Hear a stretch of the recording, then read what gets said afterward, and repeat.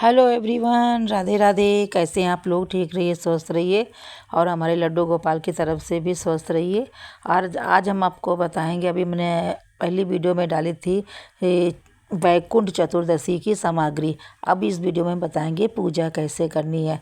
तो देखिए, सबसे पहले आपको एक चौकी लेनी है। जहाँ भी आप पूजा करना है, मंदिर में या अलग करना है, तो चौकी ले लीजिए। चौकी को साफ़ सुथरा कर लीजिए। उसमें पीला वस्त्र हो तो ज़रूर से ज़रूर बिछाइए।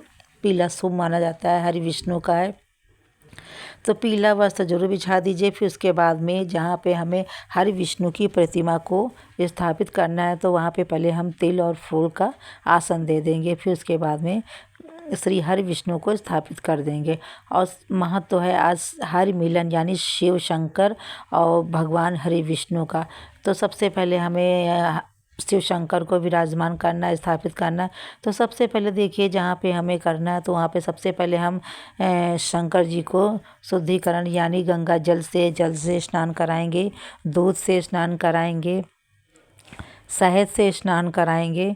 ये सब पहले पूजा के पहले हम शिव शंकर जी को स्नान करा देंगे। उसके बाद में देखिए, हमारे शिव शंकर जी स्नान हो गया।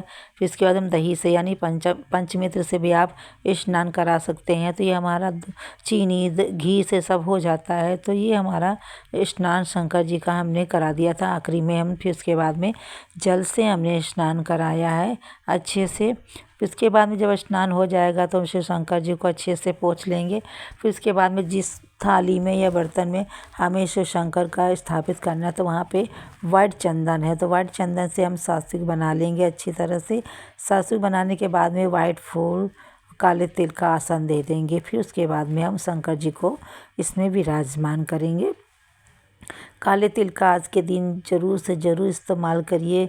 आज के दिन काले तिल का इस्तेमाल करना बहुत ही शुभ और बहुत ही उत्तम माना जाता है, तो इसलिए ज़रूर से ज़रूर करिए। हमारे शिवलिंग भी हमने अपने स्थापित कर दिया है, तो इनको भी अपने स्थान पे हम रख देंगे, क्योंकि आज हर मिलन है, यानी हरि हर का मिलन, यानी हर विष्णु हर हर शंभु का मिलन है। तो स्थापित कर दिया मैंने। इसके बाद में हम कलश स्थापना करेंगे, तो वहाँ पर भी हमें तिल और फूल का आसन देना है। आसन के ऊपर में जल भर के रखना है। उसमें हमें रुपया, हल्दी, सुपारी और फूल वगैरह, काले तिल, ये सब हम उसी कलश में डाल देंगे। डालने के बाद में रोली चंदन का भी टीका लगा देंगे। तो सबसे पहले भी फूल वगैरह डाल देंगे। फिर इसके बाद में आम के पत्ते हैं, 5-7 आम के पत्ते आप ज़रूर से ज़रूर लगाइए। उसमें लगाने के बाद में आज अनाज का दिया जाता है, तो आप गेहूँ का ज़रूर से ज़रूर कलश के ऊपर स्थापित करिए। उसके बाद हम अभी जोत रखने हैं। तो सबसे पहले पूजा करनी है, तो हम गणपति जी को विराजमान करेंगे। हमारे छोटे से गणपति जी हैं, तो आप चाहे इनको भी छींटे भी लगा सकते हैं। छींटा न लगाए तो आप इनको भी नहला धुला के आप बैठा सकते हैं आसन देके। उसके बाद में ये नारियल में हमने भी रोली लगा के कलावा बांध दिया था वस्त्र के रूप में, तो इनको भी हम रख देंगे हर विष्णु के बगल में। गणपति जी को भी हम वस्त्र के रूप में कलावा पहना देंगे, और उसके बाद में पहनाएंगे हर विष्णु को भी। वैसे हमने चुन्नी तो ओढ़ाई है, लेकिन फिर भी वस्त्र के रूप में हम कलावा स्थापित कर देंगे हर विष्णु को। हर विष्णु को स्थापित करने के लिए फिर उसके बाद में हमें चंदन यानी चंदन का टीका लगाना है सभी भगवान को।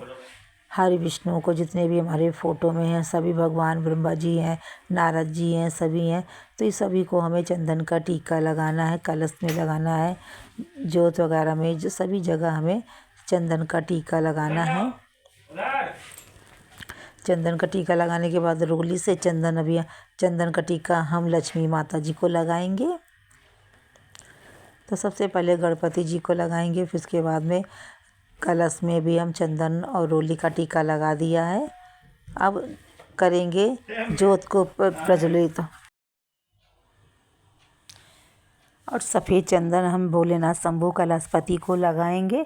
मेरे शिवलिंग सफ़ेद है, तो पता नहीं चल रहा है। शिवलिंग में हमने ओम लिखा हुआ है कि सफ़ेद चंदन का ही यूज करना है, बहुत अच्छा और बहुत उत्तम माना जाता है। तो आप लोग भी सफ़ेद चंदन का यूज ज़रूर से ज़रूर करिएगा शिवलिंग में। उसके बाद चंदन के लगाने के बाद में जनेऊ हम वाइट कलर का है, ये दोनों पहना सकते हैं, ये येलो और वाइट। तो हमने जनेऊ पहना दिया है। हम अपनी जोत को प्रज्वलित करेंगे, तो उनको भी हम आसन और तिल और फूल का ही दे देंगे। ज्योत को करेंगे विराजमान उसी जगह पे।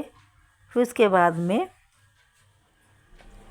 हरि विष्णु की कृपा आप सभी लोगों के ऊपर बनी रहे और आप लोग ये पूजा ज़रूर से ज़रूर करिए, क्योंकि कहते हैं ना कि 4 महीने के लिए जब ये भगवान हरि विष्णु सोने चले जाते हैं तो जितना भी कार्य होता है हरि विष्णु का, तो ये शिव शंकर जी को दे जाते हैं। जब वापस दे एकादशी को जो दे उठनी एकादशी होती है तो उस दिन ही दे उठते हैं, तो शिव शंकर भी वही कार्य फिर अपने हर विष्णु को सौंप देते हैं। इसलिए हर का मतलब होता है हर मिलन, इसीलिए वैकुंठ चतुर्दशी को कहते हैं। और ये ये 4 नवंबर 2025 यानी 4 तारीख की रात को ही 2:05 से लग जाएगी और 4 तारीख की रात को ही 10:30 बजे ये समाप्त हो जाएगी। तो इसलिए आप लोग ये पूजा ज़रूर से ज़रूर करिए। और हमने ट्रॉली से लगा दिया था चंदन, और इसमें जितना भी सामान ज़्यादा नहीं लगता है। आप लोग प्लीज़ पूजा ज़रूर से ज़रूर करिए, क्योंकि कहते हैं जो ये पूजा करता है उसको सीधा स्वर्ग की प्राप्ति होती है, वैकुंठ की प्राप्ति होती है। तो आप लोग ये पूजा ज़रूर से ज़रूर करिएगा। उसके बाद में मीठे का हम लगाएंगे भोग, घर में भी बना सकते हैं, बाहर का भी आप लगा सकते हैं। तो हमने इसमें लड्डू का भोग लगाया है, भोलेनाथ को मैंने पेड़े का भोग लगाया है। तो वाइट कलर का होता है तो हमने इसलिए पेड़े का ही भोग लगा दिया शंभू का। और आज के दिन सबसे बड़ा ख़ास दिन ये होता है कि जैसे कि शिव शंकर में तुलसी नहीं चढ़ती है, तो और आज के दिन ऐसा ही एक दिन का मौका मिलता है साल भर में जिसमें हम लोग तुलसी चढ़ा सकते हैं और बेलपत्री ठाकुर जी को चढ़ा सकते हैं। तो इसीलिए इसको हर का हर मिलन कहा गया है। तो आप लोग ये पूजा ज़रूर से ज़रूर करिए, बहुत ही उत्तम है, बहुत ही शुभ है पूजा। और ये तुलसी का जो है हम आज नहीं चढ़ाए हैं, हमने इसमें से हमने दिखाया है आपको, क्योंकि पूजा कल है, कल करेंगे तब हम शिव शंकर जी को तुलसी और बेलपत्री ठाकुर जी को यानी हर विष्णु को चढ़ाएंगे। आज नहीं चढ़ाएंगे क्योंकि कल है, इसलिए ये आप शाम को भी पूजा कर सकते हैं, सुबह भी पूजा कर सकते हैं। भोलेनाथ समूह में धतूरा है, बेलपत्री है, भांग है, आप कुछ भी चढ़ा सकते हैं इसमें। उसके बाद में ये हमारी पूजा हो जाती है संपन्न। फिर इसमें जो हमने कलश अलग से रखा था, कलश में भी हम थोड़े से तिल और फूल डाल देंगे कलश में। और हमें प्रेम पूर्वक सुननी है कथा, आरती भी करनी है। तो कथा भी हम अगली वीडियो में डालेंगे, क्योंकि काफ़ी लंबी वीडियो हो गई थी इसलिए इसमें नहीं डाल पाए हैं।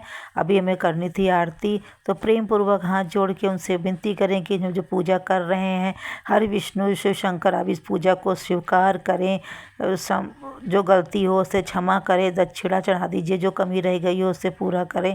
तो इसलिए प्रेम पूर्वक ये पूजा करिए, आरती करिए और भगवान से क्षमा मांगिए कि जो गलती हो क्षमा करना, भूल चूक रह गई हो उसके लिए भी क्षमा याचना ज़रूरी है, क्षमा मांगना। तो अगली वीडियो में हम इसकी कथा डालेंगे कि क्यों हर का हर मिलन कहा गया है और वैकुंठ चतुर्दशी का नाम क्यों पड़ा है, कैसे पड़ा। तो कथा के माध्यम से हम आपको अगली वीडियो में बताएंगे। फिर उसके बाद में 16 दीपों का महत्व होता है, तो इस दिन आप 16 दीपक ज़रूर जलाइए। आज हमने दिखाया है, जलाएंगे नहीं, कल जलाएंगे क्योंकि कल है 4 नवंबर, तो कल शाम को पूजा करेंगे तभी हम जलाएंगे। तो आप लोग भी पूजा करिए, जलाइएगा ज़रूर, बहुत अच्छा होता है, बहुत शुभ होता है। जय शिव शंकर, जय हरि विष्णु, कृपा बनी रहे।